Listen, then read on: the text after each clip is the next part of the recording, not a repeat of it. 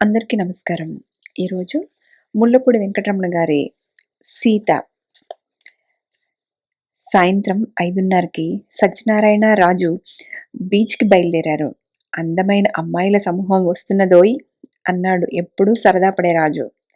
అవును, చూస్తున్నాం అన్నాడు సత్యం అమ్మాయిలను యథాశక్తి చదువుతూ. ఎత్తుగా, విశాలంగా ఉండే రాజు నుదురు మరీ ఎత్తుగా అయింది. అతడి నున్నటి క్రాపు మరీ నున్నగా అయింది. అతని ఎర్రటి శరీరం ఇంకొంచెం ఎర్రబడింది. సత్యం సిగ్గుపడ్డాడు. రాజు పోకడలకి మరీ కుర్రతనం కాకపోతే అమ్మాయిల్ని చూసినప్పుడల్లా అందాన్ని ఎక్కువ చేసుకోవడం ఏమిటని. అందరిలోకి ఆ అమ్మాయి బావుంది కదూ! ఇందరే కాదులే, ఎందరిలోనైనా ఆ అమ్మాయి బావుంటుంది అన్నాడు సత్యం. ఆ బాగున్న అమ్మాయి, తక్కిన అమ్మాయిలు దగ్గరగా వచ్చారు. సన్నగా, నల్లగా, పొడుగ్గా ఉండే సత్యం తెల్లగా బంతిపూల రథమల్లే బొద్దుగా ఉన్న ఆ అమ్మాయి బాగా దగ్గరకు వచ్చినా విశ్వరూపం ఎత్తలేదు. మామూలుగా నడిచిపోయాడు. తెల్ల చీర కట్టుకున్న ఆ అమ్మాయి మాత్రం చాలా బాగుంది అనుకున్నాడు. రాజుతో కూడా అన్నాడు. బీచి దగ్గర కాఫీ తాగుతూ మళ్ళా చెప్పాడు రాజుకి, తెల్ల చీర కట్టుకున్న అమ్మాయి చాలా బాగుంది అని. సాధారణంగా అందాన్ని మెచ్చుకోని సత్యం ఇవాళ ఈ తెల్ల చీర కట్టుకున్న అమ్మాయిని రెండవ మాట మెచ్చుకోవడం చూసి రాజు ముచ్చటపడ్డాడు. ఆ అమ్మాయి మీద సత్యం కవిత్వం చెప్పలేదు కానీ అందం అనే మాటకి నిర్వచనం ఆ అమ్మాయి అన్నాడు. హిమవంతుడు కదిలాడు అనుకున్నాడు రాజు. ఇంటికి వెళ్ళినప్పుడు సత్యం మళ్ళా మెచ్చుకున్నాడు. ఆ అమ్మాయి నవ్వితే ఎంత బాగుంటుంది, ఎంత బాగుంటుంది అంటూ వంత చెప్పాడు రాజు. ఆదివారం సాయంత్రం 5 గంటలకి లస్ కార్నర్లో ఉన్న షాపు దగ్గర నిల్చున్నాడు సత్యం. నిన్న చూసిన అందమైన అమ్మాయి షాపులో రిబ్బన్లు కొంటున్నది. 2 నిమిషాల తర్వాత ఆ అమ్మాయి స్నేహితురాలు బయటికి వచ్చారు. ఆ అమ్మాయి ఎందుకో కిలారున నవ్వింది. రాజు వచ్చాడు. సత్యం భుజం మీద చెయ్యి వేసి, ఆ అమ్మాయి నవ్వు హిమము వలె శీతలంగాను, వెన్నెల వలె తెల్లగాను, ఆకాశం వలె నిర్మలంగానూ ఉన్నది అన్నాడు. పకాలన నవ్వాడు సత్యం. రోడ్డు దాటబోతున్న ఆ అమ్మాయి ఆగి వెనక్కి చూసింది క్షణంలో సగంసేపు. మిగతా సగం క్షణంసేపు కంగారు పడింది. ఉత్తర క్షణంలో మల్లెపూల అంగడి వైపు చూసి మల్లెపూలు కొనుక్కుందామే అన్నది స్నేహితురాలితో. పట్టుదారం మీద ముత్యాలు జారినట్లు ఈ అమ్మాయి సన్నటి స్వరం మీదుగా పెదవులు దాటి మాటలు అవతరిస్తున్నవి అన్నాడు సత్యం. ఇవాళ ఎన్ని కప్పులు కాఫీ తాగావు? ఏ కవిత్వం ప్రకోపిస్తున్నది. ఏడిసేవలే కాని హనుమాన్లు బీచ్కి పదా అన్నాడు సత్యం. మా అమ్మ వాళ్ళు నా బారసాల రోజున నాకు రామరాజు అని పేరు పెట్టారట. అందరూ అదే మాట. నువ్వు అలాగే పిలువు అన్నాడు రాజు. సత్యం నవ్వలేదు. మల్లెపూలు కొనుక్కుని బీచ్ వైపు వెళ్తున్న ఆ అమ్మాయిని చూస్తున్నాడు. బీచ్కి వెళ్లే ట్రామ్లో ఎక్కారు ఆ అమ్మాయిలిద్దరూ. రాజు, సత్యం వాళ్ళకి ఎదురుగా కూర్చున్నారు. ఆ అమ్మాయి కిటికీలోంచి బయటికి చూస్తున్నది. తల పక్కకు తిప్పి సత్యము జోక్స్ కట్ చేశాడు. రాజు యథాశక్తి భూమి బీట వేసేట్లు నవ్వాడు. ఆ అమ్మాయి తల మాత్రం ఇటు తిప్పలేదు, చలించలేదు. అలా మెడ పక్కకు తిప్పి, కళ్ళు ఇంకా పక్కకు తిప్పి, రోడ్డు మీద బోర్డులో అంత తీక్ష్ణంగా చదివేస్తే ధర్మిల ఆ అమ్మాయికి మెడనెప్పి పెట్టడానికి అవకాశాలు లేకపోలేదు అనిపించింది సత్యనారాయణకి. రాజు, ఇది నీకు తెలుసా? ఏది నాకు తెలుసా? మా చుట్టాలమ్మాయి ఒకర్తి ఉండేది. దానివి పంకజాల వంటి పెద్ద కళ్ళు. కాని ఎప్పుడూ ఎటు చూస్తే అటే చూస్తూ ఉండేది. కళ్ళు కదిపేది కాదు. అట్లా ఉండగా ఏమైందో తెలుసా? ఏమైంది అన్నట్లుగా చూశాడు రాజు. కొన్నాళ్లలో అంత చక్కని పెద్ద కళ్ళు చింతాకులంత చిన్నవైపోయాయి అన్నాడు సత్యం. ఆ అమ్మాయి మెడ మాత్రం పక్కకు తిప్పలేదు, నవ్వలేదు. భ్రుకుటి మిడిచి కేంద్రీకృత దృష్టితో చూసిన సత్యానికి ఆ అమ్మాయి ముఖంలో ఏ చలనమూ కనిపించలేదు. అధమం చిరునవ్వు ఛాయలు కూడా. ఎదురుగా ఉన్న రెండో అమ్మాయి మాత్రం పెదిమలు బిగించి నవ్వు ఆపుకుంటోంది. శాంతం బీచ్ దగ్గర ట్రామ్ దిగి వెంటనే రిక్షా ఎక్కి వాళ్ళు హాస్టల్కి వెళ్లారు. బీచ్లో కాసేపు నిశ్శబ్దంగా కూర్చుని సిగరెట్టు కాల్చాడు సత్యం. ఆ అమ్మాయి నిజంగా అందంగా ఉందోయ్ అన్నాడు రాజు. అందమే కాదు, ఆ అమ్మాయిది సూది వంటి సూక్ష్మ బుద్ధి. చాలా తెలివైనది, దూరదృష్టి ఉంది, సంపూర్ణమైన స్త్రీత్వం పొందింది. రాజు, డిగ్నిటీ అనే మాటకి పూర్తి నిర్వచనం ఆ అమ్మాయికి తెలుసును. అవునవును, నిండుకుండా తొణకదు అన్నాడు రాజు. ఏమో, పైన బుడగలు ఉన్నా తొణకదు అన్నాడు. బుడగే ఉంటే కొంచెం సేపేగా. ఏడిసావులే, కవిత్వం చదువుకో. ఆ అమ్మాయి ఎవరో తెలుసా? అలా ఆశ్చర్యపడుతూ ఉండు, ఆకలిగా ఉంది, నేను ఇంటికి వెళ్తా అన్నాడు రాజు లేస్తూ. తిరిగి ఆదివారం వచ్చేలోగా ఆ అందమైన అమ్మాయిని 6 సార్లు చూశాడు సత్యనారాయణ. ఈ 6 సార్లలోనూ దాదాపు 3 సార్లు ఒంటరిగా కనపడింది ఆ అమ్మాయి. పలకరించి మాట్లాడదాం అనుకున్నాడు సత్యం. కానీ ఏమని మాట్లాడతాడు? ఆ అమ్మాయి చూస్తే హౌ టు షో డిగ్నిటీ అనే పుస్తకం నిత్యపారాయణ చేస్తున్నట్లుంది. జవాబివ్వకపోతే లోకల్ రోమియోల తొందర, తాపత్రయం చూసి తను ఎన్నిసార్లో నవ్వుకున్నాడు. వీళ్ళు బొత్తిగా పసివాళ్ళు, డిగ్నిటీ తెలీదు అని. అసలు చదువు సంస్కారం కల ఒక అమ్మాయిని పలకరించి మాట్లాడడానికి భయం ఎందుకు? ఎన్ని ప్రశ్నలకి జవాబు చెప్పుకోవాలో పరస్పరం వాళ్ళకింత భయం ఏహేత ఎందుకు కలగాలి? అమ్మాయి నవ్వు చూసి అబ్బాయి, అబ్బాయి చొరవ చూసి అమ్మాయి తొందరపడి పరస్పరం అంచనాలు వేసి విలువలు కట్టి అపోహలు ఏర్పరచుకున్నారంటే అది వాళ్ల తప్పు కాదు. చుట్టూ ఉన్న గాలి నీరు మనుషులు, వాళ్ల కుసంస్కారాల ఫలితం. సత్యానికి నవ్వొచ్చింది. తను సమాజం యొక్క సంస్కారం గురించి ఇంత హఠాత్తుగా ఇవాళ ఆలోచించడం సిల్లిగా కనపడింది. తన దాకా వస్తే గాని తెలీదు అనే సామెత చెప్పాడు ఒక ఆయన. బహుశా ఆయన దాకా వచ్చాక ఆయన ఈ సామెత చెప్పి ఉంటాడు. మొత్తానికి దక్షిణ హిందూ దేశపు భావి పౌరులు అయిన యువకులు అందరిలాగానే సత్యం కూడా ఈ అమ్మాయితో మాట్లాడి ఆమె పేరు, ఆమె ఏం చదువుకున్నది అడిగి తెలుసుకోవటానికి భయపడ్డాడు. కాకపోతే జంకాడు కూడా. లేకపోతే సందేహించాడు. పుస్తకాల్లో ప్రవహించే వాక్యాలకి, జీవితంలో తూచి అనవలసిన మాటలకి, తెలుపుకి నలుపుకి ఉన్నంత తేడా ఉంది. నేను నిన్ను ప్రేమిస్తున్నా, నా హృదయం నీకు అర్పిస్తున్నా అని మీరు ప్రేయసి వైపు చూస్తూ అనగలరు? అందుచేత ఆదివారంలోగా సత్యం ఆ అమ్మాయిని చూసిన 6 సార్లలోనూ అధమం ఒక్కసారి అయినా పలకరించలేదు. ఆ అమ్మాయి అంతకన్నా దొణకలేదు. తనలాగే ఆ అమ్మాయికి కూడా ఇంత విచక్షణ తెలిసినా ఆమె కూడా అందరితో పాటుగానే ప్రవర్తిస్తుంది. ప్రవాహంలో కలిసిపోతుంది. ఎందుకు అంటే అది మనుష్యుల మీద ప్రేమదేవత శాపం. ఇలా అనుకోవడం ఒక ఓదార్పు. యుగాల నాటి అనాగరిక మానవుడికి, దివినించి దిగిన పాపికి సంస్కారం తెలీదు. మనసులో ప్రేమ పొంగినా, అసహ్యం పుట్టినా తక్షణం వెల్లడిస్తారు. ఏడ్చి కొట్టి కరిచి సంస్కారం పొంది మనస్తత్వాల రహస్యాలు ఊహించగల మనం మన మనసులని దాచేసుకుంటాం. మన మనస్సులో భావాలు దాచుకుని వ్యతిరేకమైనవి చెప్పటానికి, మోసం చేయటానికి, అబద్ధం చెప్పటానికి మనం భాషని సృష్టించాం. ఎదుటివాడికి నీ మీద ఇష్టమని నువ్వు తెలుసుకుని ఆనందిస్తూ నీ ఇష్టాయిష్టాలు నీలోనే దాచుకుని వాడి ఆవేదన చూసి ఉపేక్షించగల నిన్ను శాడిస్టు అన్నవాణ్ణి నువ్వు సినిక్ అంటావు. సామెత చెప్పినట్లు తన దాకా వచ్చింది కాబట్టి ఆంతర్యాలు, ముసుగులు తొలగించి నగ్నీకృతం చేయడానికి నిశ్చయించాడు సత్యం. లోకాన్ని మరమ్మత్తు చేయడం గురించి పుస్తకాల్లో చదివాడు. తనని మరమ్మత్తు చేసుకోవడం తన దగ్గరే చదువుకుంటాడు. ఆదివారం సాయంకాలం అమ్మాయిల కాలేజీలో కార్నివాల్కి వెళ్ళాడు సత్యం. రాజు గేటు దగ్గర కనబడ్డాడు. లోపల 10,000 మంది సత్యాలున్నారు. 10,000 మంది అందమైన అమ్మాయిలు ఉన్నారు. దీపాలు ఉన్నవి. సంగీతం ఉంది, హంగామా ఉంది, ఆనందం ఉంది.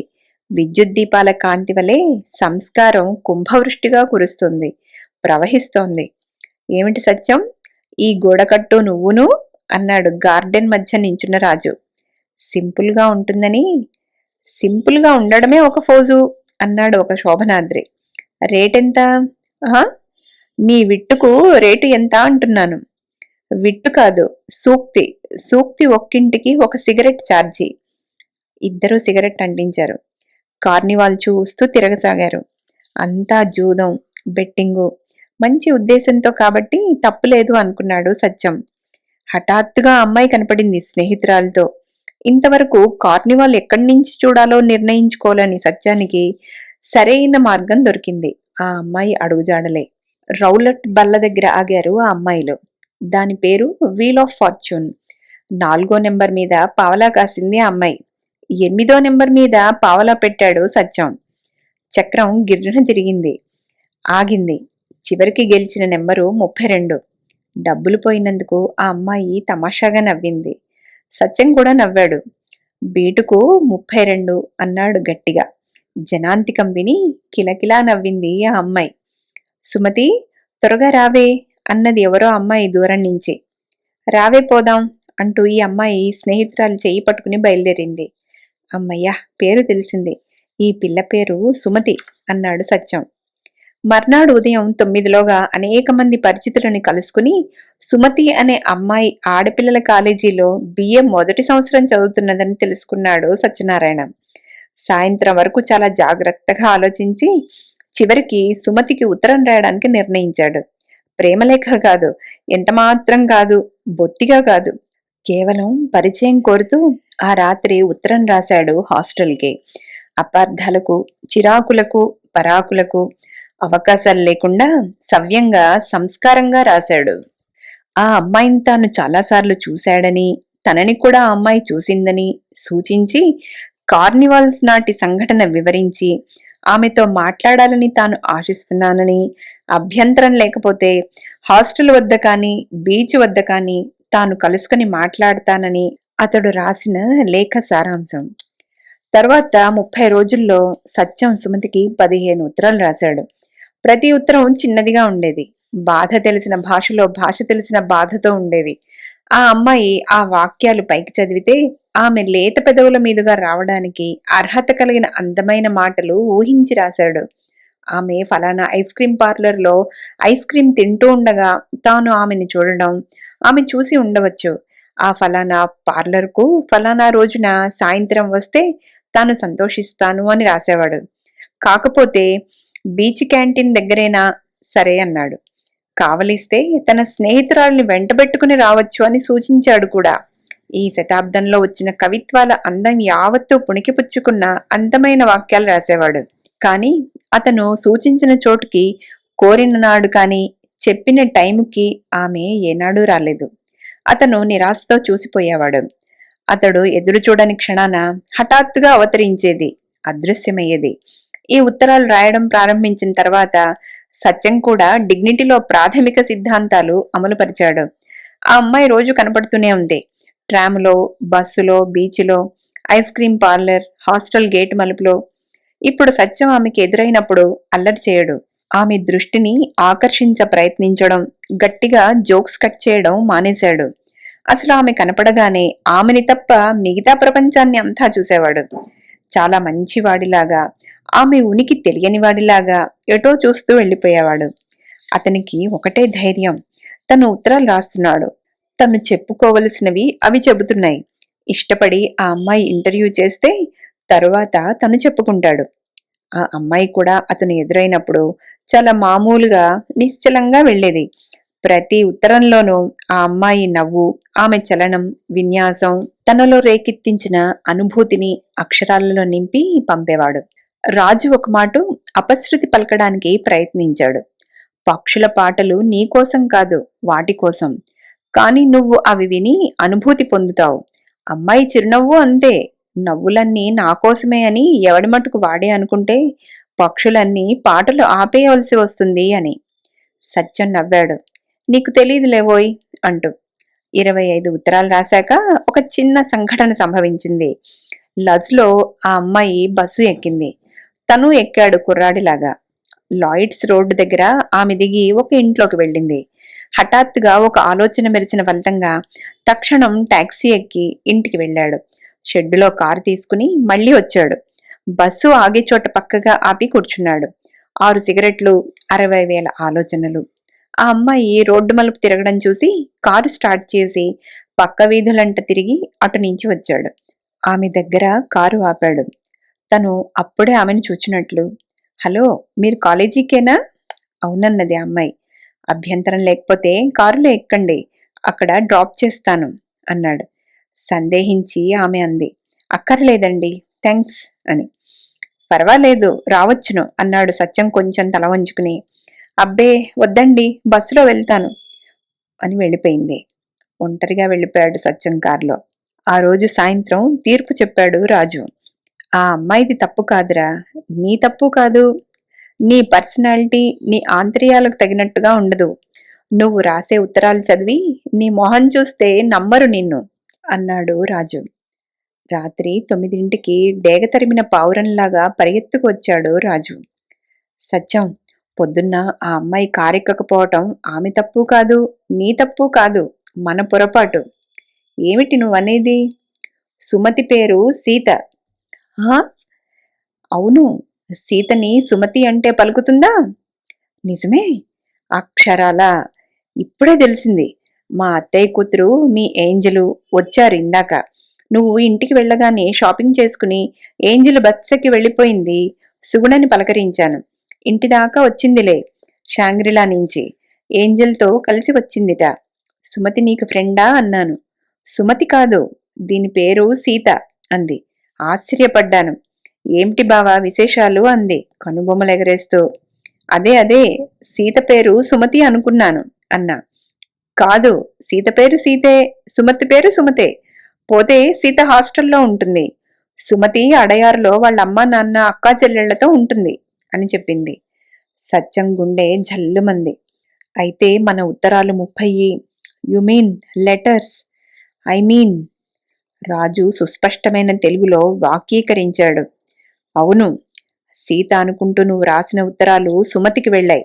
ఆ సుమతి ఎవరో నీ ఉత్తరాలు చదువుకుని ఏమైపోయిందో వెండితెర మీద చూడాల్సిన విషయం. పోతే సీత నిన్ను గురించి ఏమీ అనుకోవటం లేదు. నీ ఉత్తరం ఒక్కటి ఆమె పేర వెళ్ళలేదు కనుక. నువ్వు రోడ్డు మీద సీతను చూసినప్పుడు మడి కట్టుకుంటున్నావు. బంగారు తండ్రిలా తల వంచుకొని పోతున్నావు. అందువల్ల ఇప్పుడు సీత దృష్టిలో నువ్వు ఎవరు? పాటసారివి, బైపాసర్వి. శ్లోకం చదువు. సుమతి సుందరి ప్రీత్యర్థం నమస్కారం సమర్పణం అని అన్నాడు రాజు. ఆ రాత్రి అనిర్వచనీయమైన వైరుధ్య అనుభూతుల సంఘర్షణల మధ్య తుఫాను గాలిలో రావి ఆకువలే రెపరెపలాడే గుండెలతో సత్యం సీతకి మొదటి ఉత్తరం రాశాడు. చాలా పెద్ద ఉత్తరం. నిన్న కారులో ఎక్కనందుకు మిమ్మల్ని ఇప్పుడు అభినందిస్తున్నాను. మీ పేరు సుమతి అనుకుని 30 ఉత్తరాలు రాశాను. అవి మీకే చేరినవన్న అభిప్రాయంతో, వన్ వే ట్రాఫిక్ పరిచయం ఉంది అన్న ఉద్దేశంతో మీకు నేను నిన్న కారు మీద లిఫ్ట్ ఆఫర్ చేశాను. అంతేకాని అపరిచితులందర్నీ కారులో ఎక్కమని అడిగే అలవాటు నాకు ఎన్నడూ లేదు. ఈ పొరపాటు అర్థం చేసుకోమని కోరుతున్నాను. దయచేసి రేపు ఐస్ క్రీం పార్లర్కి సాయంత్రం 5 గంటలకి వస్తే మీకు వివరిస్తాను. ఇది ఆ లేఖ సారాంశం. మర్నాడు సాయంత్రం సీత పార్లర్కి వచ్చింది. కాని చాలామంది స్నేహితురాళ్లతో ఉంది. సత్యం పలకరించలేదు. ఆ అమ్మాయి చాలా చలాకీగా ఉంది. రోజులు దొర్లుతున్నాయి. రోడ్లు అరుగుతున్నాయి. సీత కనపడుతూనే ఉంది. ఎప్పుడు ఒక ఊర్మిళ, ఒక మాండవిక, శృతికీర్తి కూడా ఉంటూ ఉంటారు. ఎన్నో అపాయింట్మెంట్లు నిర్ణయించాడు. సత్యం సీతకి రాసిన ఉత్తరాల్లో ఆయా చోట్లకి వచ్చేది. కాని అతను చెప్పిన రోజు కాదు, కోరిన టైంకి కాదు, హఠాత్తుగా కనపడేది. కిలారున నవ్వుతూ వెళ్ళిపోయేది. సీతకి ఉన్న చీరలు మొత్తం ఎన్ని రకాలో అతనికి కంఠత. అన్నీ చాలా సింపుల్గా, ఆడంబర రహితంగా ఉంటాయి. అందుకే హఠాత్తుగా ఒకనాటి నుంచి ఆమె జార్జెట్ రంగుల చీరలు కట్టడంతో చివుక్కుమంది అతని మనసు. ఆమె స్వచ్ఛమైన అందానికి ఈ ఆడంబరాలు ఒక అపశృతి అనుకున్నాడు. రాజుకి చెప్పాడు. నీకేంటి మధ్య అన్నాడు రాజు. ఆహా, ఐ మీన్, ఎందుచేతో ఈ షోకులు ఆ సీతకి తగవేమోననిపిస్తున్నది అన్నాడు సత్యం. ఇష్టం లేదా నీకు? అలా అని కాదనుకో. ఏమిటో అంత మంచి అమ్మాయి ఇలా అయిపోయిందని బాధ, చిరాకు. సత్యం, నీకు పొజిటివ్ ఇన్స్టింక్ట్ బయలుదేరుతున్నదోయ్ అన్నాడు రాజు. సత్యం ఉత్తరం రాశాడు. సీత, నాకు మతిపోతున్నది. రేపు సాయంకాలం పార్లర్కి తప్పకుండా రావాలి. ఇది ఆఖరి ఉత్తరం. నువ్వు వస్తావని నమ్ముతున్నాను. నువ్వు వచ్చి రేపు నాతో మాట్లాడకపోయినా, అథవా నేను కోరిన టైంకి ఆ ఛాయలకి వస్తే చాలు, నేను సంతోషిస్తాను. నీకు వీలున్నప్పుడే మాట్లాడవచ్చు. సీత, నేను నీకు ఎంతో గౌరవమైన స్థానాన్ని ఇస్తున్నాను. నిన్ను ఉద్ధరించడానికని చెప్పటం లేదు. నిజం. పోతే అసలు నీకు ఎందుకు ఇంత పట్టుదల అని నువ్వు అడిగితే నేను ఏమీ చెప్పలేను. ఏం మాట్లాడతావ్ అంటే ఏమో, కానీ ఒక్కటి బాగా తెలుసు. నీతో మాట్లాడాలని, నిన్ను జీవితాంతం ఆరాధించుకునే అదృష్టం పొందాలని. దీనికి ప్లేటోనిక్ లవ్ అని పేరు పెట్టవద్దు. అలా అని నిన్ను పొజెస్ చెయ్యాలి అని ఆశ లేదు. ఏమిటో సీత, నాకేం తెలీదు. నీతో మాట్లాడాలి అంతే. నీ పరిచయం కావాలి. అధమం హలో అని పలకరించే పరిచయం. నేను నీతో మాట్లాడాక నీకు ఇష్టమైతే నువ్వు ఇంకోసారి కనపడ్డప్పుడు మాట్లాడవచ్చు. అసహ్యమైతే చీదరించుకోవచ్చు. కానీ ఒక్కసారి మాట్లాడి నా బాధ వెళ్ళబోసుకునే అవకాశం మాత్రం ఇవ్వు. ఇదే నా వినతి. సీత మర్నాడు అసలు కనపడలేదు. ఆ రాత్రి సత్యం సీతకి ఇంకొక తుది లేఖ వ్రాశాడు. సీత, ఇది రెండో తుది లేఖ.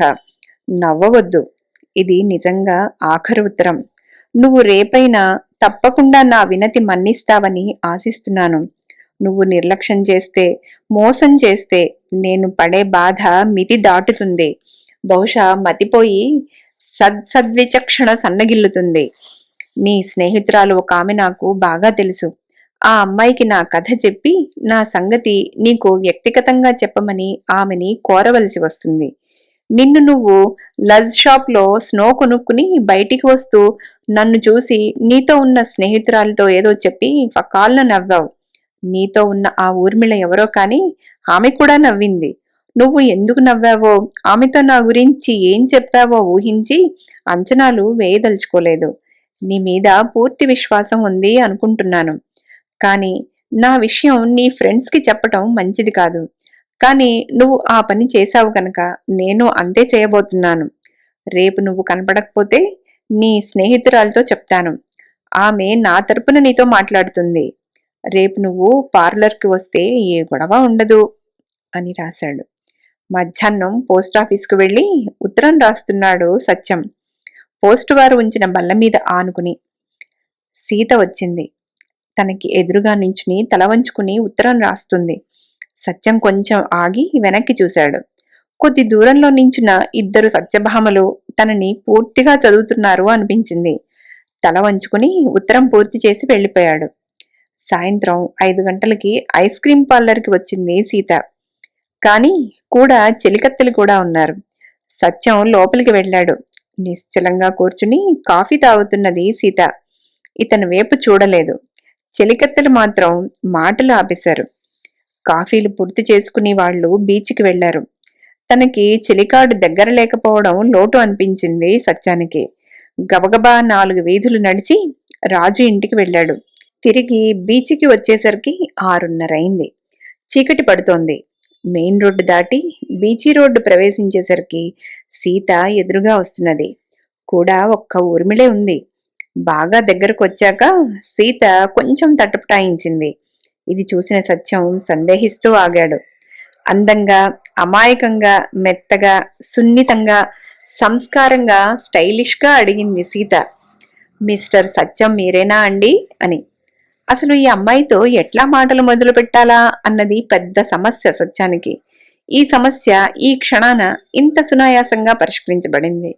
ఈ హఠాత్ ప్రశ్నతో కథ ఈ విధంగా జరుగుతుందని ఎరగని సత్యం కంగారు పడ్డాడు కొంచెం. అవునండి అన్నాడు చివరికి. మీతో కొంచెం మాట్లాడాలి, ఈ పక్కకి రండి అన్నది సీత. రాజు తిన్నగా బీచి వైపు నడిచాడు. ఊర్మిళ రోడ్డు దాటి ఇంకో శృతకీర్తితో మాట్లాడుతూ నించుంది. మెడలో ఒంటిపేట గొలుసు పళ్ల కింద నొక్కిపెట్టి కనురెప్పలు వాల్చి చర్చీ గోడకి చేరబడి గోడ మీద నీడలో నిలబడింది సీత. సత్యం ఆమె ఎదురుగా అవకతవకగా అపభ్రంశంగా నించున్నాడు. తప్పు చేసిన కుర్రాడు తల్లి ఎదుట నించున్నట్టు. సీత చేతిలో నలిగిన ఉత్తరం ఉంది. అది సత్యం రాసినదే. ఈ ఉత్తరం. సత్యం మాట్లాడలేదు. మీరు ఇలా ఉత్తరాలు రాస్తే ఇవి హాస్టల్ అధికారులు చూస్తే మా నడతని సస్పెక్ట్ చేస్తారండి అంది. సత్యం కొంచెం స్థిమితపడ్డాడు.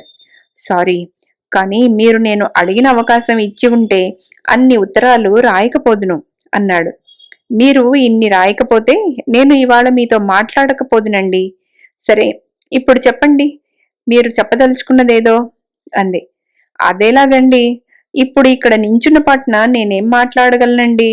మీరు రేపు గాని అంటూ నీళ్లు నమిలేసరికి, సారీ అండి, ఇంకో మాటు కలుసుకుందికి వీల్లేదండి అంది సీత కటువుగా.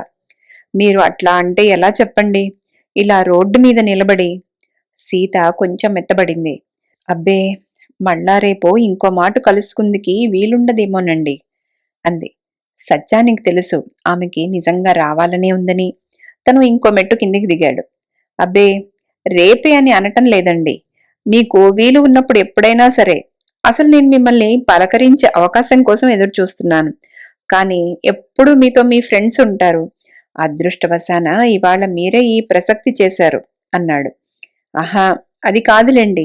మీరు ఎవరో అమ్మాయికి చెప్తాను అని ఆ అమ్మాయి నీతో మాట్లాడుతుందని ఏదో రాశారు. అందుకని ఇప్పుడు నేనే పలకరించాల్సి వచ్చింది. సత్యం మాట్లాడలేదు. వంచిన తల పైకెత్తి ధైర్యంగా అతని మొహంలోకి చూసి సీత దబాయింపు అభినయించింది. ఇప్పుడు చెప్పండి, మీరు చెప్పదలుచుకున్నది అంటూ.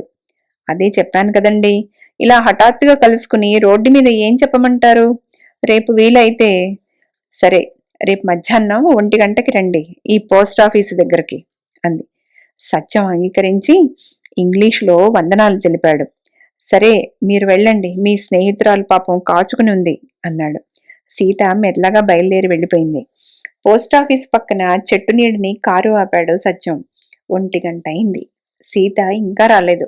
ఎండ తీవ్రంగా ఉంది. గాడుపు వీస్తున్నది. రోడ్డు మీద ఎక్కడా మనుషులు నడవడం లేదు. పక్షులు కూడా ఎండకి బెదిరి గూళ్ళలో కునుకుతున్నాయి. ఎండవేడితో, వేడి గాడుపుతో నిండి నిర్మానుష్యమై మండుతూ ఉన్న తార్ రోడ్డులో దూరంగా ఎండమావులు కనబడుతున్నవి. ఆ నిశ్శబ్దతలో, స్తబ్దతలో, శూన్యతలో ఎడారిగీత వంటి ఎండిన సంగీతం మందంగా ఈదుతోంది. సముద్ర ఘోష నిర్విరామంగా ఉపశృతి వేస్తోంది. జీవితంలోనే నిర్జీవతను ఇంత నిర్దయతో ఆలపించే ఎడారి రాగంలో అపశృతి ధ్వనిస్తూ గవర్నమెంట్ బస్సు మహావేగంగా వెళ్ళిపోయింది. తిరిగి నిశ్శబ్దత, స్తబ్దత, శూన్యత. 1 గంట మీద 3 నిమిషాలైంది. సిగరెట్ అంటించాడు సత్యం. 2 పీల్పులతో చిరాకు పుట్టింది. నేలకు విసిరి కొట్టాడు. సీత ఇంకా రాలేదు. పరాకుగా పాట మొదలుపెట్టాడు. 2 నిమిషాల సేపు తను పాడింది విన్నాడు. తను పాడిన రాగం ఏదో జాలి పుట్టించేట్టుగా బాధని ధ్వనించింది. సంతోషంగా ఇంటి దగ్గర ఈలపాట వేసి బయలుదేరిన తను ఇప్పుడు ఆవేదనతో నిండిన ఈ రాగాన్ని ఎందుకు ఆలపించాడు? అది ఎలా ధ్వనించింది? తన మనస్సులో నిజంగా బాధపడుతున్నాడా? పర్యవసానం బాగుండదేమోనని భయమా? సీత తనతో మాట్లాడడానికి ఇలాంటి సమయం ఈ మిట్ట మధ్యాహ్నం అప్పుడు మండుతున్న తార్ రోడ్డు పక్క ఎందుకు నిర్ణయించింది? తను చెప్పి ఉండవలసింది. మధ్యాహ్నం వద్దు, సాయంత్రం మాట్లాడదామని. మధ్యాహ్నం మాట్లాడడానికి ఒప్పుకున్నది, సాయంత్రం అంటే ఎందుకు ఒప్పుకోదు? మధ్యాహ్నానికి సాయంత్రానికి తేడా ఏముంది? చాలా ఉంటుందనుకున్నాడు సత్యం. నలుపుకి తెలుపుకి, ఏడుపుకి నవ్వుకి ఉన్నంత తేడా, అశుభానికి శుభానికి ఉన్నంత, ఇష్టతకి అయిష్టతకి ఉన్నంత. ఈ తేడాలు తెలిసే, వాటి విలువలు తెలిసే సీత తమ సమాగమానికి ఈ మిట్ట మధ్యాహ్న ముహూర్తం నిర్ణయించిందా అనుకున్నాడు మనసులో. అసలు నిన్నటితో కథ ముగించక ఇవాళ తిరిగి మాట్లాడడానికి సీత ఎందుకు అంగీకరించింది? భయపడింది కాబోలు అనుకున్నాడు సత్యం. తను ఇంకో అమ్మాయికి చెప్తాను అని బెదిరించాడుగా. కేవలం 3వ వ్యక్తికి ఈ కథ తెలుస్తుందేమోననే భయం సీతకి ఉంటే ఆమె నిన్ననే నిర్మోహమాటంగా, కటువుగా, సరి అయిన బరువైన మాటలతో కథ ముగించును. అబ్బాయి, నువ్వు ఎవరి ద్వారానూ రాయబారాలు పంపనక్కర్లేదు. దయచేసి ఈ విషయం మర్చిపో. ఇక ఉత్తరాలు రాయకు, నాకు ఇష్టం లేదు అని చెప్పి ఉండును. సీత అలా చెప్పలేదు కాబట్టి ఆమెకి ఇష్టం ఉంది. అందువల్ల భయం లేదు. అయితే ఇంకా ఆమెని బాధించేది ఏమిటి? సందేహం, అనుమానం. ఎందుకంటే సత్యం ఉత్తరాలు తన ప్రవర్తన, ప్రవృత్తి ఏర్పరిచే అభిప్రాయాలతో తన ఆకారం, పర్సనాలిటీ ఏకీభవించదు. రెండింటికి వైరుధ్యం ఉంది. సీత ఇది చదువుకున్నది. అందుకే సీతకి సందేహం. ఈ అబ్బాయిలో తాను ఉంది అనుకుంటున్న సిన్సియారిటీ, నైతిక ఔన్నత్యం నిజంగా ఉన్నవా అని. ఈ అబ్బాయి స్వయంగా లోకంలో నిలవగలడా అని. ఇతని నీడలో నిలిచిన వారికి విశ్రాంతి, సంతృప్తి దొరుకుతాయా అని. అమాయకంగా నిన్ను చూసి ఆరాధిస్తున్నట్లున్న అతని కళ్ళ వెనుక మోసం, కౌటిల్యం ఉండగలవా? సీతకి ఎక్కడా కనపడలేదు. తాత్కాలిక లక్ష్య సాధనకి తలపెట్టే ఆశల ఛాయలు అతనిలో ఆమెకు దొరకలేదు. ఆమె చదివిన మనుషులకి ఈ అబ్బాయికి పోలిక లేదు. వైరుధ్యం ఉన్నది. ఈ వైరుధ్యం, ఈ అబ్బాయిలో కనపడే ఈ అమాయకత్వం, మంచితనం, ఈ ప్రేమ, ఇవన్నీ నిజంగా ఉన్నాయా? అభినయమా? ఇది సీత సందేహం. భయం కాదు. సీతకి ఈ సందేహం తీరితే ఆ పైన పర్యవసానం తెలుపా నలుపా అన్నది వేరే విషయం. నీకు నాకు కలిసి ఇంకో రేపు లేదు అని మొదట గంభీరంగా ధ్వనించిన సీతకి తర్వాత 2 నిమిషాలలో సత్యాన్ని నిర్భయంగా చూచి అతని మాటలోని సిన్సియారిటీని తూచిన సీతకి తేడా ఉంది. అందుకే సత్యం మళ్లీ బతిమాలగానే రేపుకి అంగీకరించింది. సత్యం టైం చూశాడు. 1:05 అరఫర్లాంగు దూరంలో ఉన్న హాస్టల్ గేట్లోంచి సీత బయటికి వస్తోంది. కూడా ఒక శృతకీర్తి కూడా ఉంది. ఒక్క నిమిషంలో సీత కారు దగ్గరకు వచ్చింది. కారు దిగి బయటికి వస్తూ చిరునవ్వు నవ్వాడు సత్యం. సీత నవ్వింది బదులుగా. సీతకి ఇంత శ్రమ ఇచ్చినందుకు ఇంగ్లీష్లో విచారించాడు సత్యం. శృతకీర్తి ఆగకుండా తిన్నగా పోస్టాఫీసులోకి వెళ్లి ఒక కార్డు కొని మహావేగంతో రాత ప్రారంభించింది. ఈ ఇందుకు సాక్షురాల్ని సీత ఎందుకు తెచ్చిందో అంతుపట్టలేదు సత్యానికి. పోస్టాఫీసు కటకటాలకి చేరబడి నించుంది సీత.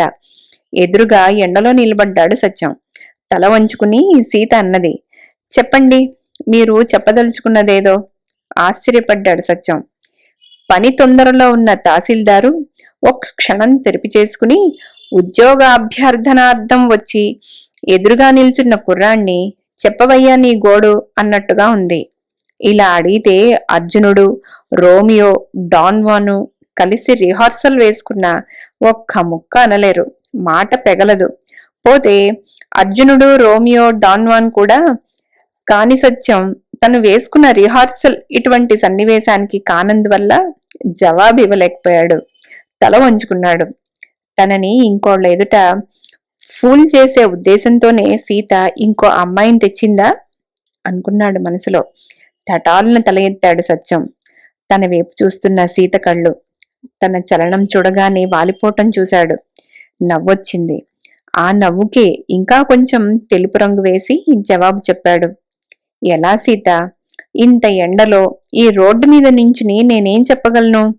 దయచేసి ఈ కారులో ఎక్కు, మెరీనా హోటల్కి వెళదాం, అక్కడ వివరంగా చెప్తాను అన్నాడు.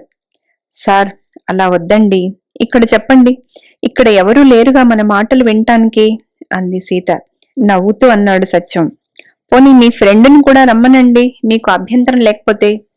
ఇంకా మెరీనాలో కూర్చోడానికి ఇష్టం లేకపోతే కారులోనే చెప్తాను, తిరిగి వచ్చి మీ హాస్టల్ దగ్గర డ్రాప్ చేస్తాను అన్నాడు.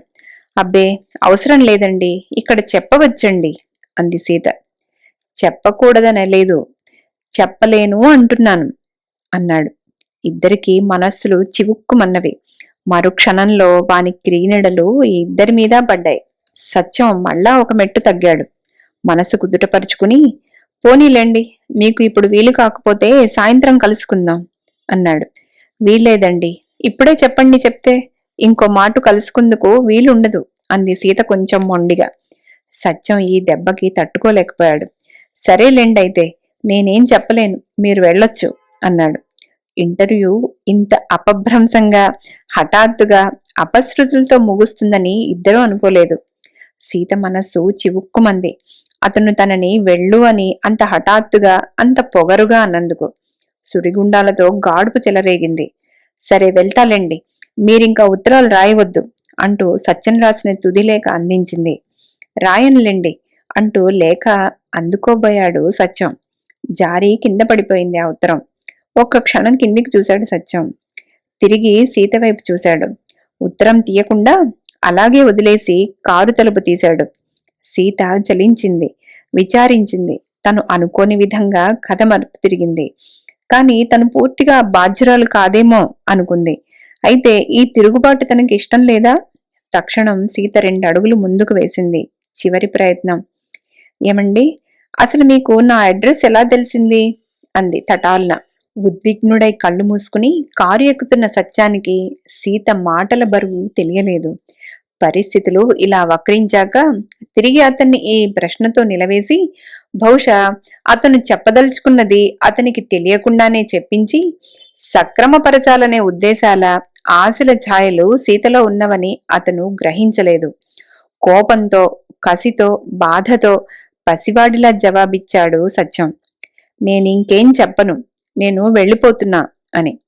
తన సదభిప్రాయాన్ని, తన ఆశని, తన వినతిని, తనని లక్ష్యం చేయకుండా సత్యం తిరిగి అవమానించినందుకు కోపంతో సీత చెంపలు ఎర్రబడ్డాయి, పెదవులు వణికాయి. స్వస్తివాచకానికి నాంది చదివింది. అయితే సరేలేండి, ఇంకెప్పుడు ఉత్తరాలు రాయకండి అంది మహాకోపంగా. రాయనులేండి అన్నాడు సత్యం కారు స్టార్ట్ చేస్తూ. రోదసులో విహరిస్తున్న శతసహస్ర దేవతల కంఠాలు ఎడారి సంగీతపు నిర్జీవరాగాన్ని ఆలాపించాయి. సముద్రుడు వినలేక హోరున ఘోషించాడు. కారు స్టార్ట్ చేసి తిన్నగా ఉన్న రోడ్డు చివరికి చూసిన సత్యానికి దూరంగా ఆ తారు రోడ్డు మీద మెరుస్తున్న ఎండమావులు కనబడ్డాయి. ఎండమావులు అనుకున్నాడు. 100 గజాలు కారు పరిగెత్తేసరికి సత్యం కారుకి బ్రేకు వేసి ఆపాడు. తాను పావు నిమిషం క్రితం ఎండమావులు అనుకున్నవి నిజంగా ఎండమావులు కావు. రోడ్డు ప్రక్క కార్పొరేషన్ పంపుకి చిల్లుపడి మంచినీళ్లు రోడ్డు మీద చిన్న తటాకం వలె నిలిచాయి. ఎండమావులు కావు అనుకున్నాడు కారు ఆపిన సత్యం. అనిర్వచనీయమైన అనుభూతికిలోనే అర్థం కాని ఊహలతో వెనక్కి చూశాడు. దూరంగా పోస్టాఫీసు దగ్గర ఎండలో నిలిచిన సీత శిలా విగ్రహం వలె అక్కడే నిలిచి ఉంది. పావు నిమిషం నిశ్చేష్టుడై చూశాడు సత్యం. సీత వంగి నేల మీద పడి ఉన్న నలిగిన ఉత్తరం తీసింది. మళ్లీ తల వంచుకుని నిల్చుంది. ఆనందంతో, పట్టరాని ఆనందపు బాధతో ఆ అబ్బాయి సత్యనారాయణ హృదయం ఉద్ధృతంగా కొట్టుకుంది. కారు మలుపు తిప్పకుండానే వెనక్కి నడిపాడు మహావేగంతో. 100 గజాల దూరంలో ఉన్న పోస్టాఫీస్కి తను చేరే వరకు సీత అలాగే నించుని ఉంటుందా, ఉండదా అనే ప్రశ్న అతని హృదయం అడిగింది. దిగంతాలకు పోయి వచ్చిన ఆ ప్రశ్న అతని చెవులలో ప్రతిధ్వనించింది. ఆ ప్రశ్న సీతని స్పృశించింది. ఉంటానా ఉండనా అని ప్రశ్నించుకుంటూ నిలిచింది సీత, మహావేగంతో వెనక్కి వస్తున్న కారును చూస్తూ ఆనందంగా. అదండి సీత కథ. కథను ఓపికగా విన్న మీ అందరికీ ధన్యవాదాలు. అందరూ లైక్ చేసి సబ్స్క్రైబ్ చేసుకోవడం మర్చిపోరు కదా. రేపు మరో మంచి కథతో కలుద్దాం. అంతవరకు సెలవా మరి. అందరికీ ధన్యవాదాలు.